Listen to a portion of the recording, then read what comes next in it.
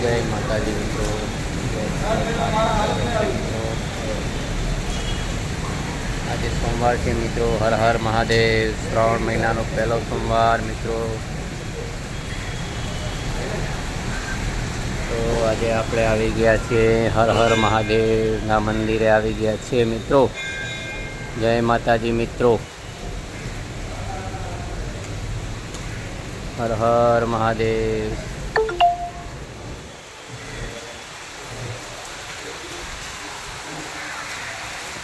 Comment લખો હર મહાદેવ. તો આપણે આજે આવી ગયા છીએ હર હર મહાદેવ.